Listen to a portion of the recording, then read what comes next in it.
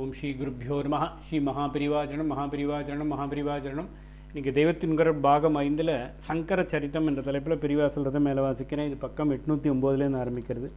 புராணங்கள் வடக்கே ஒரு கோடியில் காஷ்மீரத்தின் ராஜதரங்கணி, இன்னொரு கோடியில் நேபாளி வம்சாவளி, தென்கோடியில் லங்கையின் மகாவம்சம் என்று எல்லாவற்றையும் வைத்துக்கொண்டு அவை எங்கே ஒத்துப்போகின்றன என்று பார்த்து அப்படிப்பட்டவற்றையாவது நாமும் ஒப்புக்கொள்வது என்று வந்தால் நன்றாயிருக்கும். இப்படி பல இருக்கவே செய்கின்றன. நாம் சொல்வது ஹிஸ்டரியே இல்லை, வெறும் ஸ்டோரி தான் என்று சொல்பவர்களும் நிஜமான ஹிஸ்டரியைத்தான் சொல்லியிருப்பார்கள் என்று அப்படியே நம்பாமல் இதையும் அதையும் சேர்த்து அலசி பார்க்கலாம். மைய கேள்வி: மெகஸ்தனிஸ் சொல்லும் சந்திரகோட்டஸ் யார்? வேண்டுமென்று மனசறிந்து வெள்ளைக்காரர்கள் நம்முடைய சரித்திர காலங்களை ரொம்பவும் பிற்காலத்துக்கு இழுத்துவிட்டு நமக்கு புராதன பெருமை இல்லாமல் பண்ணியிருப்பது ஒரு பக்கம் இருக்கட்டும். அவர்களையும் ஒரேடியாக குறை சொல்வது சரியில்லைதான். அவர்களில் எல்லோருமே பக்ஷபாதிகள் தான் என்று நினைப்பதும் நியாயமில்லை.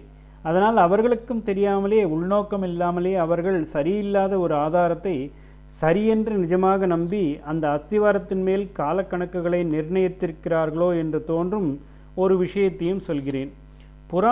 புராதன இந்திய சரித்திரத்தில் சர்வ நிச்சயமாக உறுதிப்படுத்தக்கூடிய தேதி என்ற ஒன்றை அவர்கள் வைத்து கொண்டிருக்கிறார்கள். அந்த ஒன்றை அடிப்படையாக வைத்துதான் அதற்கு முன்பின்னாக பழைய கால நிகழ்ச்சிகளை நிர்ணயித்திருக்கிறார்கள்.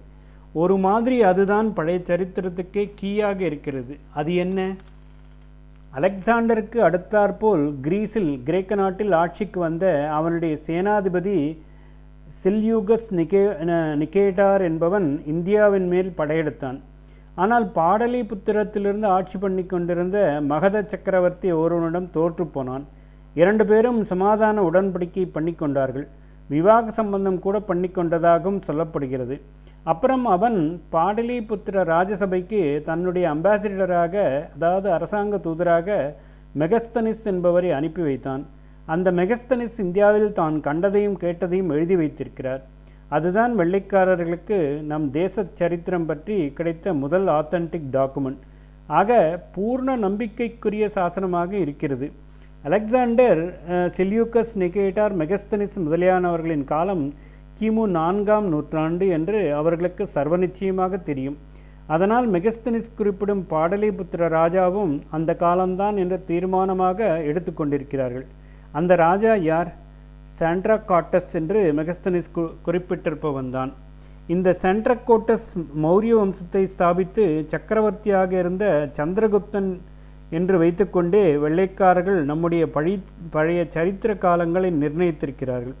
தங்களுக்கு தீர்மானமாக தெரிந்த செல்யூக்கஸ் நிகேட்டாரின் சமகாலத்தவனான சந்திரகுப்த மௌரியன் கிமு 4ஆம் நூற்றாண்டின் முன்பாதியில் இருந்தவன் என்று நிர்ணயம் செய்திருக்கிறார்கள்.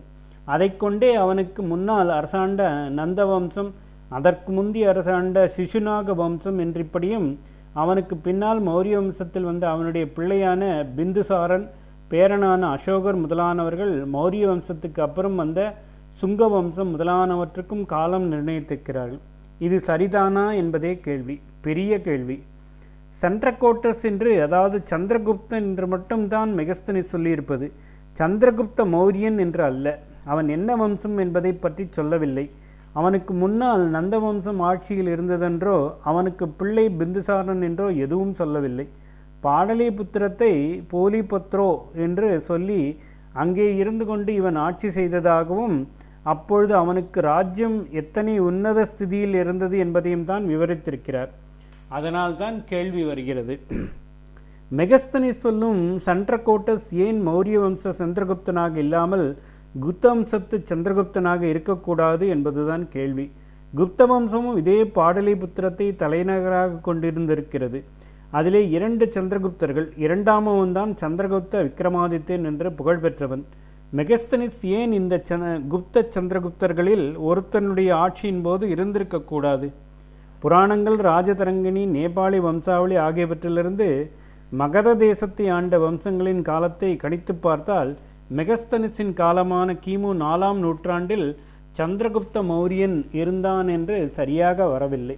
இவற்றிலிருந்து நாம் பெறுகிற விவரப்படி மௌரிய சந்திரகுப்தனுடைய காலம் கிட்டத்தட்ட கிமு 1500 இருக்கிறது. இப்பொழுது ஓரியண்டலிஸ்ட்கள் அவன் ஆட்சி வந்ததாக சொல்லும் கிமு 300க்கும் இதற்கும் 1200 வருஷம் வித்தியாசம். ஆச்சாரியால் விஷயமாக நாம் சொல்வதற்கும் அவர்கள் சொல்வதற்கும் 1300 வருஷம் வித்தியாசம். ஓம் ஸ்ரீ குருப்யோ நமः. ஸ்ரீ மகாபரிவாஜனம் மகாபரிவாஜனம் மகாபரிவாஜனம்.